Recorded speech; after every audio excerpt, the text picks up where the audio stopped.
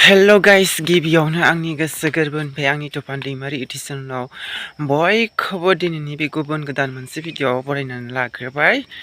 ओमफ्राय आं दायो नै मा होनो बेखौ आबैदांगि ना मा होनो आबैदांगि ओमफ्राय मैगं फुनो थांनो नागिरदों आरो गायसिमोन आङो गाबोन बाजाराव लांनो थाखाय आरो गायसिमोन। ओमफ्राय बेखौनो एसे भिडिअ लाना फैलायबाय गाइसमोननो शेयार खालामनानै नोंथांमोना आंनि भिडिअखौ नायनानै मोजां मोनबा लाइक शेयार कमेन्ट खालामनाय जाबाय आरो सोरबाफोर चेनेलाव गोदानबा आंनि चेनेलखौ साबस्क्राइब खालामना होबानो जाबाय आरो गाइसमोना। बिदिबा फैफादो आंजों लोगोसे। गाइसमोन दुब्लि बारियाव मोनफैलायबाय नै मालाय बेयाव दिमसि फोजोब्बाय आरो गाइसमोन बेयाव सेस मोसौ खानो जायगा गैला आरो गिरि साहाथिं लांथारबासैसो आरो दिमसि फोजोब्बाय मालाय। ओइ खनसे मा होनो जाबाबाया खदालजों जावग्लिना फोनाया बेखौ आरो गाइसमोन नै गोदोर गोदोर जाजोब्बाय आरो नै लाइ दङ आरो नै लाइआ फिसा फिसा आरो ओमफ्राय बेसरा गिदिर गिदिर देरग्रोदों आरो ओमफ्रायथ' न'आवथ' जानो हाजोबा नालाय बेनिखायनो गाबोन फाननो लांसिन आरो गाइसमोन बजार ना बाजार होनो बाजाराव ओमफ्राय बेखौनो दा आइया फुना दोननो थिनदों आरो गाइसमोन बेखायनो फुना दोननो थिनदों आरो आइया। ओमफ्रायो माबा लाफा मैगं लायदों आरो माबायाव बायस'नानै आरो बांगालफोरनियाव।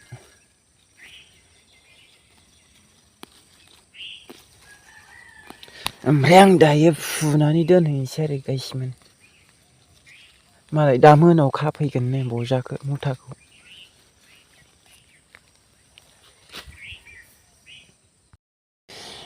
गाइसमोन बिदिब्ला आङो फुनानै लानोसै आरो मैगंखौ।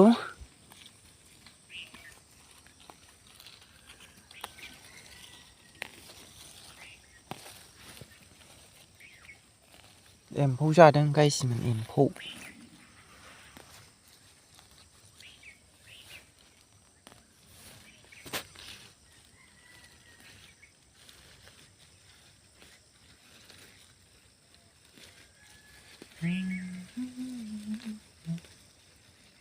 खावख्लाबसेल' आरो बारा गैया नै खै मुथा ओंखारगोनथाय 10 मुथा ओंखारगोन ना ओंखाराथाय।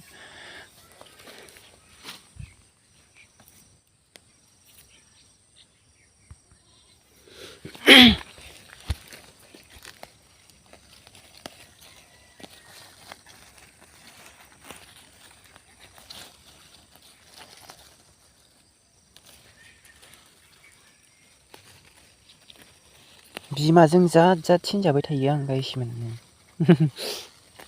माबा मैगं फुनो थिनजालायबाय। मावाबाबो जाया गाइसमोन मावनांगौ जायो।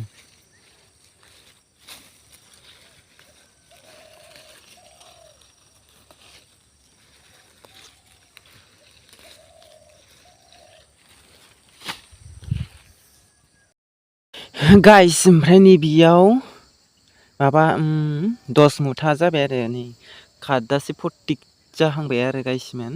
ओमफ्राय नै बिथिंजाय मुथाब्रैफोरसो मोनबावगोनदां मुथाब्रै मोनाबाबो मुथाथामफोर मोननो हागौ आरो गाइसमोन। ओमफ्राय आं फुना लाजोबनोसै आरो गाइसमोन।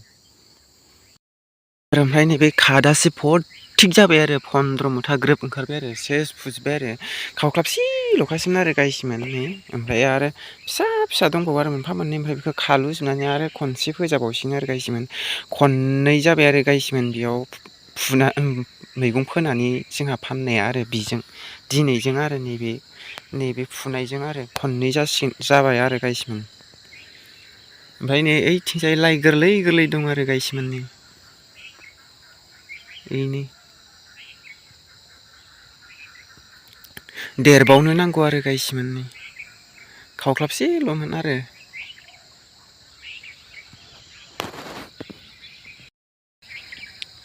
सामब्रामाबो ओमफ्राय माखासे फुनानै फानजोब्बाय आरो फांसे फांनै फांथाम फांब्रै फांबा गाइसमोन नै आंना पार्सेल मोनफैलायबाय आरो नै दहायनो मोनफैदोंमोन आरो गाइसमोन नै फिसासा बेनो माबा लादों मा होनो 200 बेसेबांमोनथाय 269 आरो गाइसमोन 17 थाइसेल' खोमा आरो गाइसमोन नै गोथाव मोदोमलायबावदों गाइसमोन ओमफ्राय आं फुननो नागिरदों आरो गाइसमोन नै बेखौ माबायदि जायो आरो दिनै फार्स्ट फुनजेनगोन आरो आं गाइसमोन माबायदि सफैदों आङो एसे शेयार खालामदे गाइसमोन नोंथांमोननो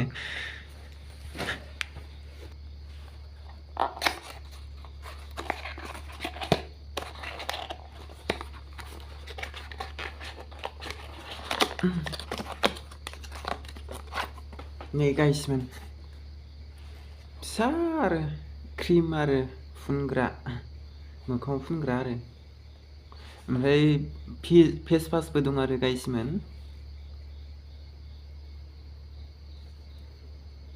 बे फेस वासखौ फुङाव मोखां सुयो आरो गाइसमोन ओमफ्राय नैबेखौ फुनो आरो मोखां सुखांनानै ओमफ्राय साबोनबो दं आरो गाइसमोन बिदिखौ ओमफ्राय साबोनखौ आं इउज खालामथ'वाखै आरो गाइसमोन ओमफ्राय फेस वासखौ इउज खालामबाय खनथाम खनब्रै जाबाय दा आरो ओमफ्राय नैबेखौ फार्स्ट टाइम आरो दिनै फुननो नागिरदों आरो गाइसमोन